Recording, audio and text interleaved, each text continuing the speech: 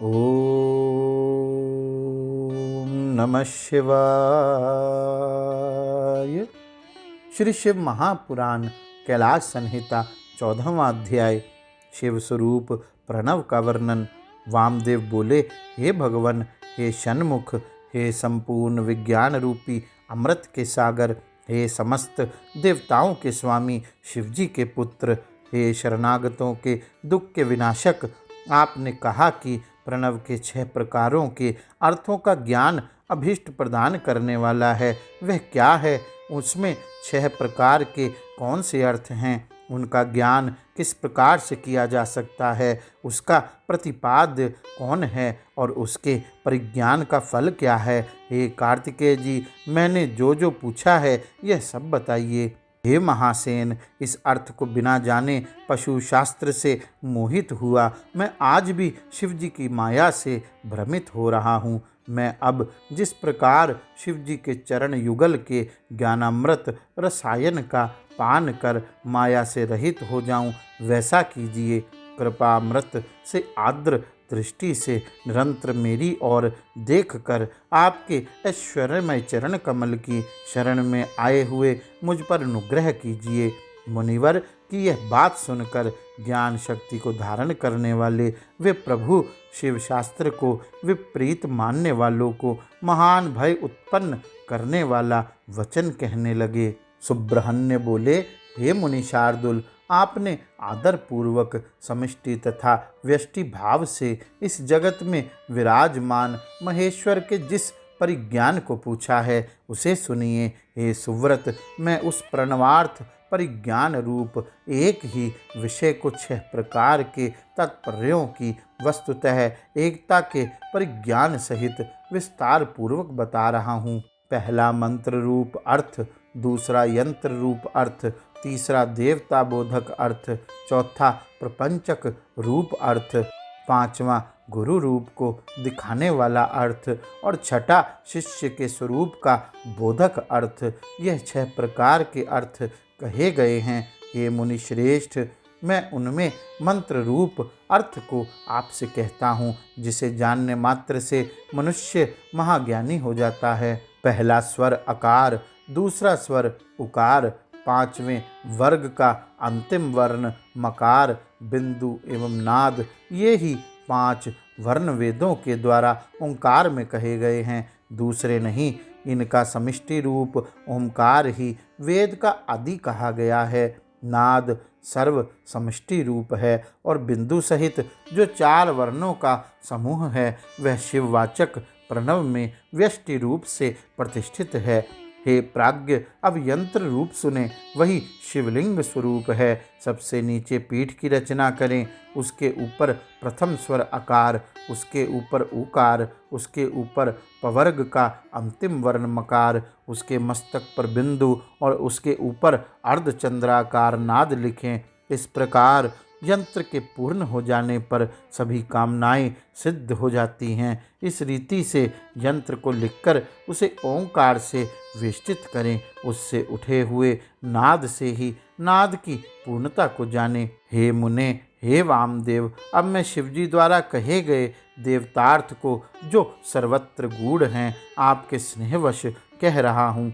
श्रुति ने स्वयं सधोजातम प्रपदामि से सदाशिवोम पर्यंत इन 5 मंत्रों का वाचक तार अर्थात ओम को कहा है। ब्रह्म रूपी सूक्ष्म देवता भी 5 ही हैं, इस प्रकार समझना चाहिए। और ये सभी शिव की मूर्ति के रूप में भी प्रतिष्ठित हैं। यह मंत्र शिव का वाचक है तथा शिव मूर्ति का भी वाचक है, क्योंकि मूर्ति और मूर्तिमान में वस्तुतः भेद नहीं है। ईशान मुकुटोपेतः इत्यादि श्लोकों के द्वारा भगवान शिव के विग्रह को पहले ही बताया जा चुका है। अब उनके 5 मुखों को सुने।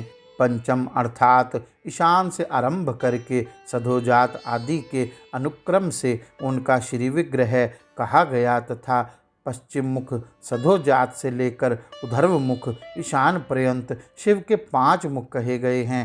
तत्पुरुष से लेकर सदोजात पर्यंत ये 4 ब्रह्म रूप ईशान देव के चतुर्व्यूह के रूप में स्थित हैं।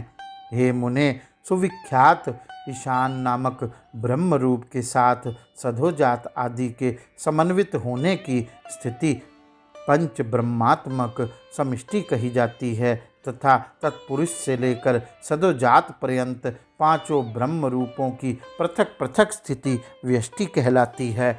यह अनुग्रहमय चक्र है। यह पंचार्थ का कारण पर ब्रह्म स्वरूप सूक्ष्म निर्विकार तथा अनामय है। अनुग्रह भी दो प्रकार का है, एक तिरोभाव और दूसरा प्रकट रूप।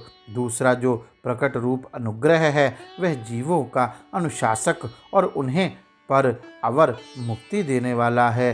सदाशिव के ये दो कार्य कहे गए हैं। विभु के अनुग्रह में भी सृष्टि आदि 5 कृत्य होते हैं। हे मुने, उन सर्ग आदि कृत्यों के सधोजात आदि 5 देवता कहे गए हैं। वे पांचों पर ब्रह्म के स्वरूप एवं सदा कल्याण करने वाले हैं। अनुग्रहमय चक्र शांत इति कला से युक्त है और सदाशिव के द्वारा अधिष्ठित होने से परम पद कहा जाता है।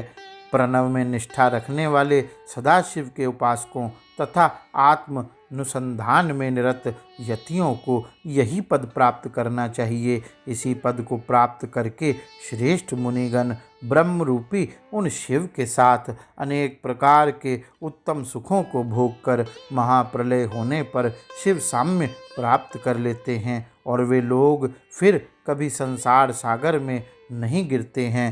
ते ब्रह्मलोकेषु परांत काले परामृता परिमुच्यन्ति सर्वे, ऐसा सनातनी श्रुति कहती है। यह समष्टि ही सदाशिव का ऐश्वर्य है। वे संपूर्ण ऐश्वर्य से संपन्न है, ऐसा अथर्ववर्णी श्रुति कहती है। वे समस्त ऐश्वर्य देते हैं, ऐसा वेद कहते हैं। चमकाध्याय के पद से ये ज्ञात होता है कि शिव से श्रेष्ठ कोई पद नहीं है। ब्रह्म पंचक का विस्तार ही प्रपंच कहलाता है। निवृत्ति आदि कलाएं पंच ब्रह्म से ही उत्पन्न कही गई हैं, जो सूक्ष्म भूत स्वरूप वाली हैं तथा कारण के रूप में प्रसिद्ध हैं। हे सुव्रत, स्थूल स्वरूप वाले इस प्रपंच की जो 5 प्रकार की स्थिति है वही बाह्य पंचक कहा जाता है। हे मुनिसतम, पुरुष, श्रोत्र, वाणी, शब्द और आकाश, यह पंच समुदाय ईशान रूप ब्रह्म से व्याप्त है। हे मुनीश्वर, प्रकृति, त्वक, हाथ, स्पर्श और वायु, ये 5 तत्पुरुष रूप ब्रह्म से व्याप्त हैं। अहंकार, चक्षु, चरण, रूप और अग्नि, यह पंच समुदाय अघोर रूप ब्रह्म से व्याप्त है। बुद्धि, रसना, पायु, रस तथा जल, यह पंच समुदाय वामदेव रूप ब्रह्म से व्याप्त है। मन, नासिका, उपस्थ, गंध और भूमि, यह पंच समुदाय सधोजात रूप ब्रह्म से व्याप्त है। इस प्रकार यह सारा जगत पंच ब्रह्ममय है। शिववाचक प्रणव यंत्र रूप से कहा गया है। वह नाद पर्यंत 5 वर्णों का समष्टि रूप है और बिंदु युक्त जो 4 वर्ण हैं वे प्रणव के व्यष्टि रूप हैं। शिवजी के द्वारा उपदिष्ट मार्ग से सर्वश्रेष्ठ मंत्राधिराज तथा शिवरूपी प्रणव का यंत्र रूप से ध्यान करना चाहिए। गौरी शंकर भगवान की जय। ओम नमः शिवाय।